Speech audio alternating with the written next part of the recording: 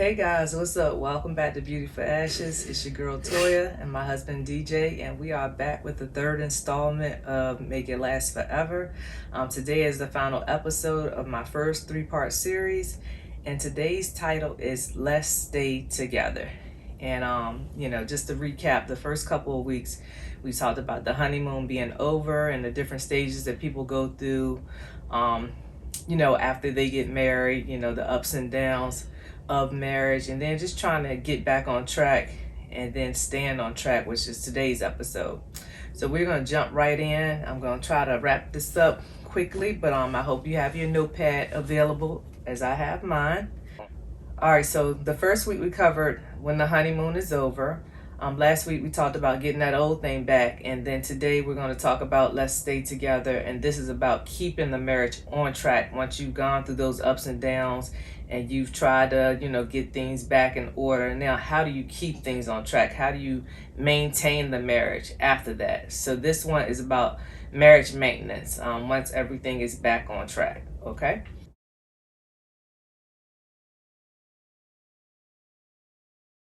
Tip number one is that you have to have a strategy for a good marriage. Good marriages don't just happen; they are work. You have to work at it. It's just not going to appear magically.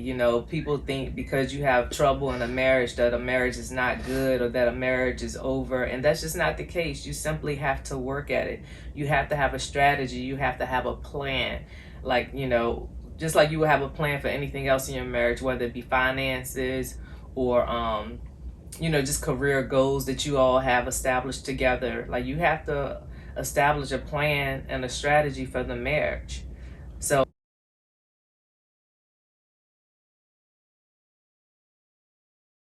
that leads me to tip number two, which is the solution focused marriage, and that is the foundation that my husband and I built our marriage on.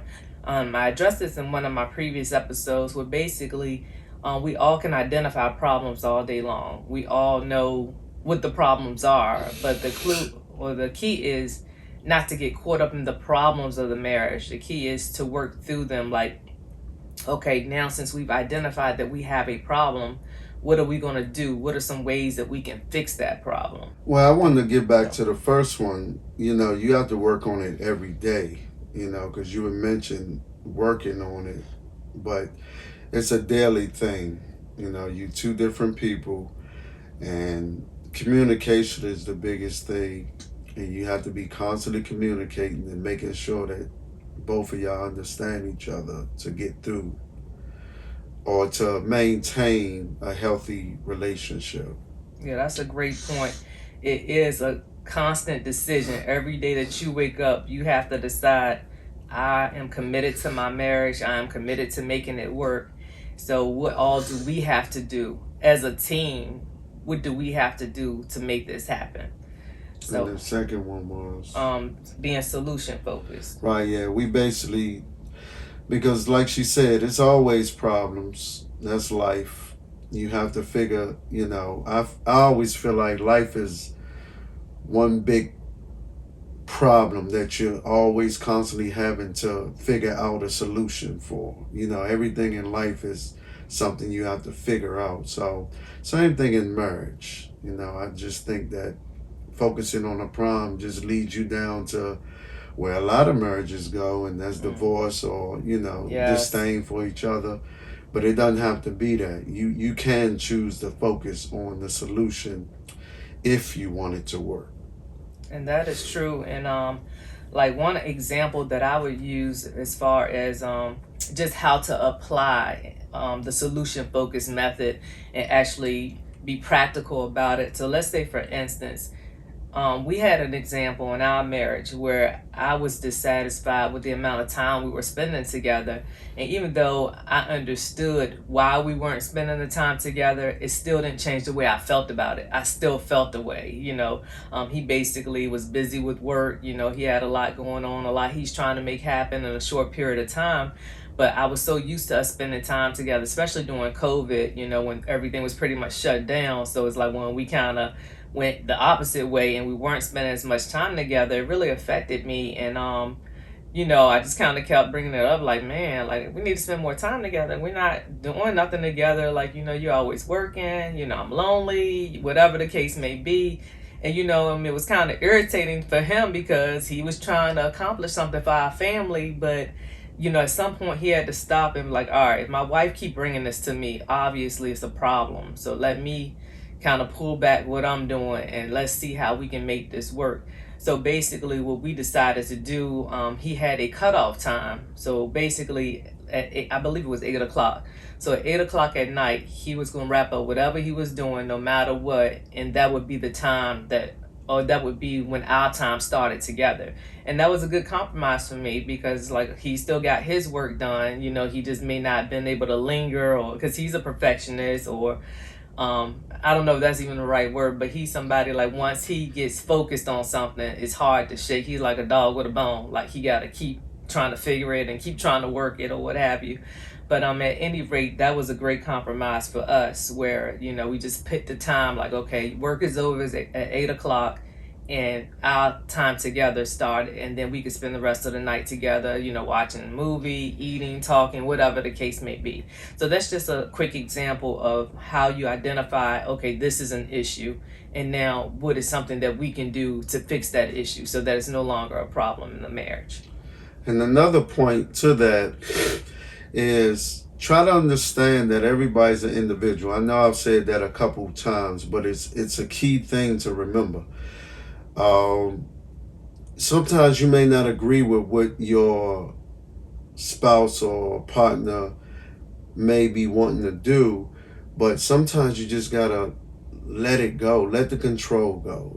Just they have their position, you have yours, and it's better to just accept that, okay, sometimes it's going to be stuff I may not like and that they want to do, and just let it roll, because we all look at it from our own perspective, like, I see it like this, but when you're in a relationship, you gotta be able to stand from their side, or at least give them the leniency to accept whatever decision they do, and not harbor on it like it has to be a big issue for a long time. Yeah, it's also just about making sacrifices. In a marriage, you have to be very sacrificial, not even with just us, but with children, just with everything. So you're always sacrificing yourself for the bigger picture. You're always making adjustments as you go, just for the marriage to be better and for the marriage to just run smoothly.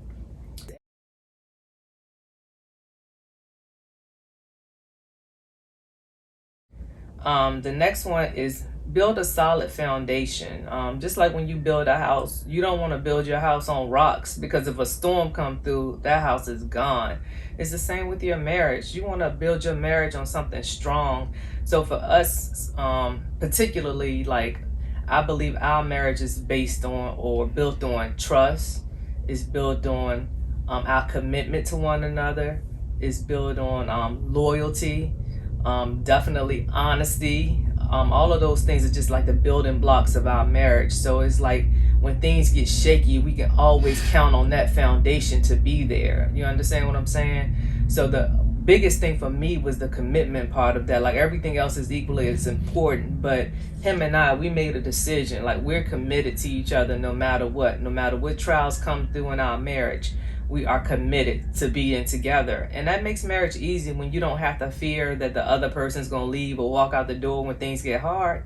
And that's what you see a lot of times today. As soon as things go left, people are ready to throw in a towel. They're ready to give up. They have a bad week in marriage or a bad month in marriage, and they're ready for divorce. Like, the marriage is over. It's like they don't want to do the hard work to make it work. And it's just like, it's no way you're gonna sustain a healthy productive relationship that way. You have to be willing to put in the work and stay committed and stay grounded in the things that you all believe in.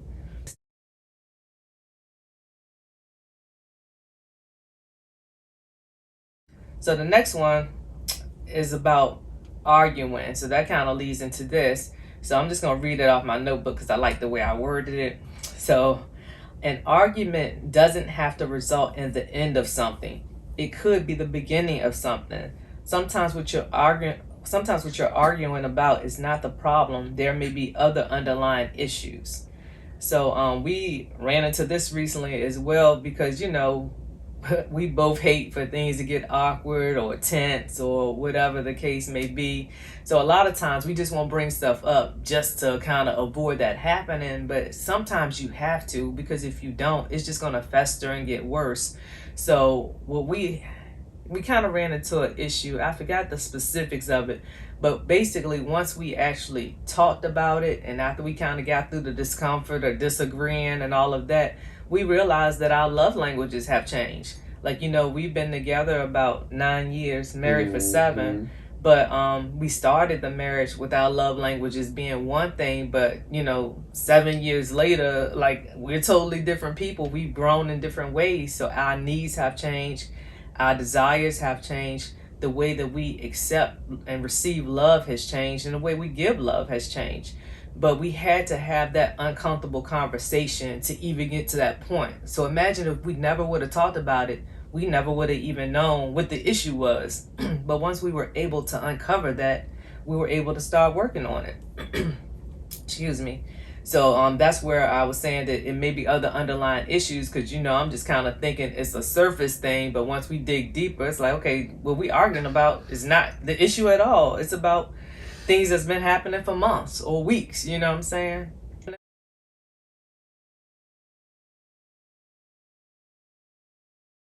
And that goes to tip number 5. Don't avoid issues because it may create awkwardness or tension. You have to say it. That's the only way a person can know how you feel about what you need. The goal is to get to an outcome that you both can be good with. And timing is also key. So even though you do want to address things, you do want to wait for the right time. So for us personally, I know when he's working, that's not really a good time to talk to him, especially about something serious or something that I need him to remember, because he's so into what he's doing. It's not going to really click. It's not going to really sink in. And it's not a time to bring up anything confrontational, because it's going to kind of mess him up in his work. And then I'm probably not going to get the response that I want, because he's going to be irritated that I disrupted his work, to talk about something. I mean, of course, if it's something major, then it's whatever, we got to talk right now, But if it's something that can wait, you want to pick a more ideal time to talk about things, just so both people can be receptive to the conversation and you can put your best foot forward in that.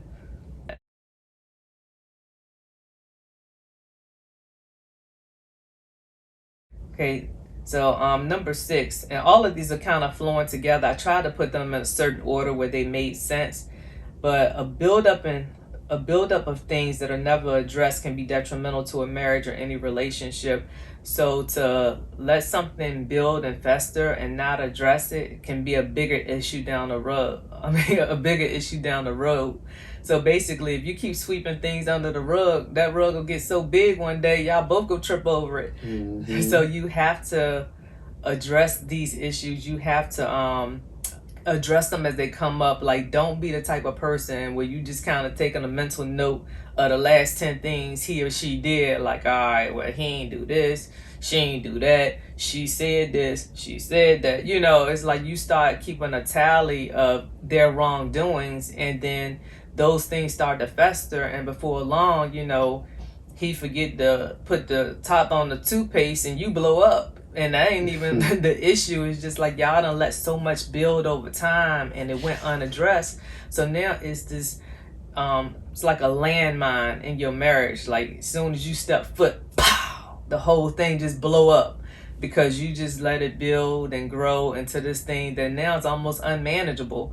So it's better just to deal with issues as they come about, instead of just waiting and letting them just build into something ugly that sometimes may get so far gone that it's no coming back from. So address issues as they come about. And with that, you got to also remember, or try to keep in mind, we all grown-ups. We can deal with issues without it being a big deal. I know a lot of people avoid those things because they just want to avoid confrontation, but confrontation is healthy. It uncovers things, it gets to the root of problems, and it lets people express themselves, because a lot of times people feel like they cannot express themselves. And that's normally what may be like a root issue. If you feel like you can't say what you want to say or whatever the case.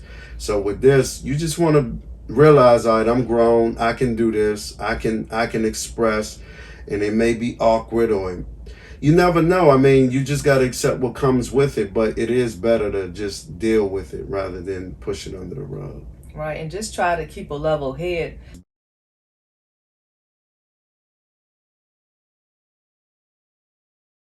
My next point is disagree respectfully.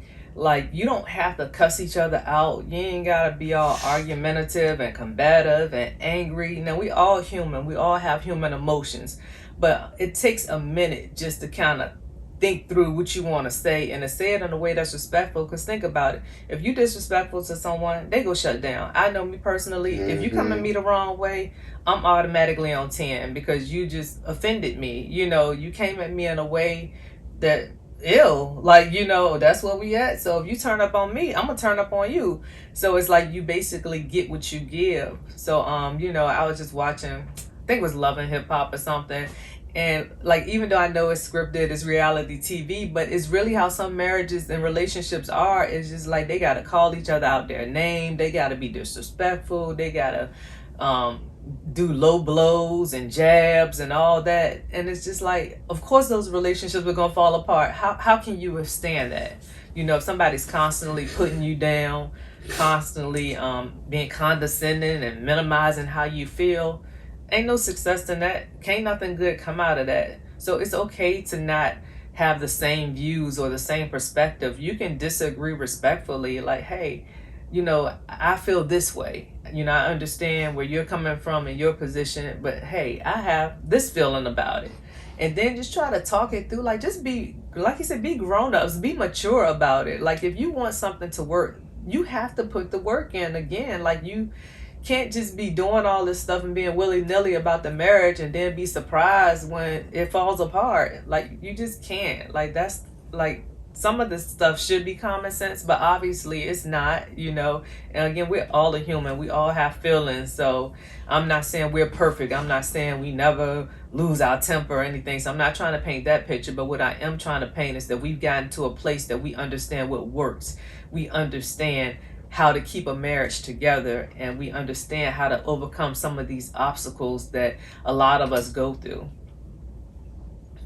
Number 8. I know I haven't been saying all the numbers, but hopefully y'all keeping track, and I'm putting the numbers on the screen in order this time. Sorry about that last video.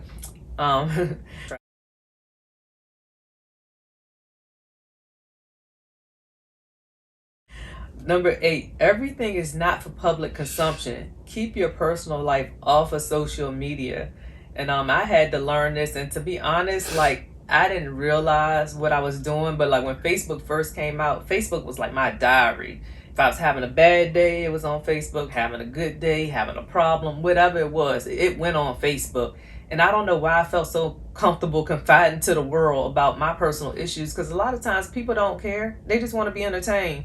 They not really trying to, support you and what you're going through. It's like, oh, she got drama, what's going on? Like, they entertained by it, you know what I'm saying? So it's just like, social media is not the place to air out your dirty laundry, especially before talking to your significant other. I should never wake up and know how my husband feel because I read a post on social media, you know what I'm saying? And then that's embarrassing. Like, that's belittling to the marriage when you're putting each other down and you're just airing out to the world what's going on. Then you got people that's waiting for something to happen, people that's waiting for that little opportunity to insert themselves in your marriage. There's a lot of snakes out there. So you have to be careful. You really, really have to be careful and mindful of what you're putting out there to the world.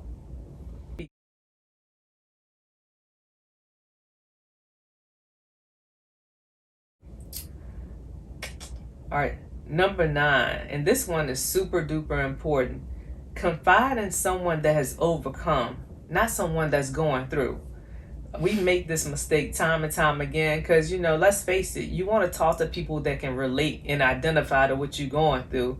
So, you know, if I'm the wife that don't cook and don't clean, and he got a friend that got a wife that don't cook and don't clean, you know, they huddling together. Yeah, man, my wife don't do this either. Yeah, mine don't either. And where you think that conversation going, man? We need to find us a woman that can cook and clean, you know. And it may not be that drastic, but eventually, if they keep on going back and forth about the negativity in the marriage and they both going through the same situation, they can't help each other. You got to talk to somebody who's been through what you're going through and somebody that's overcome what you're going through. And hey, how did you overcome? Like when you had this situation, what did you do? How did you deal with it?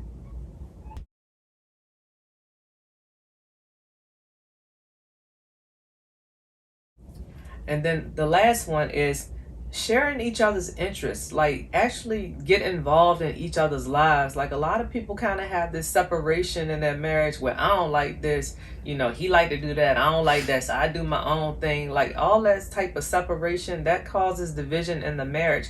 Like even what we're doing now, this is not my husband's thing. He don't really like to make videos, be on YouTube and all that, but he does it for me. He does it because he loves me. Oh, you love me. So yeah, he does it because he loves me and he know it's something that I care about, something that I'm passionate about. So it's something that he makes a sacrifice to do. So even if you don't have an interest necessarily in what your significant other is doing, just give it some attention. You may not like to watch sports, but is it really going to hurt you to watch a football game or a basketball game? Even if you just watch the first half, you know, just ask questions, just try to understand, you know, their world. Like a lot of times we just get so like a lot of times like we're so disinterested in each other's lives. Like that is a main cause why the separation starts brewing, because you start living two individual lives, you know. So you have to find a way to, you know, cross over and see each other's world, you know, or find common interests, you know, even if something that you may not be interested in, an individual interest. Like find something that y'all enjoy doing together. It's all kinds of stuff out here. So find a joint or a mutual interest that y'all can do together. Yeah, because, I mean, you know, we are still individuals, so you're going to have your own thing, but I agree. You know, you can find things that both of y'all enjoy together. And, you know, it kind of creates a bond. It creates a bond when you, both of y'all are doing something that you both enjoy. I agree. So guys, that is it. I hope you enjoyed this series. This is the first of hopefully many. I hope you took your notes. And of course, as always, if you have any questions, comments, testimonials, whatever, you know, let us know if the video helped you or not. Well, don't tell me if it didn't. Tell me if it helps you. But no, seriously, if you haven't already, please like, share, and subscribe to my channel. And I will be back. And next time, I plan to have something for my single people. I appreciate y'all support as well, and all of my supporters. Thank y'all for subscribing. All right, guys, I will see y'all next Friday.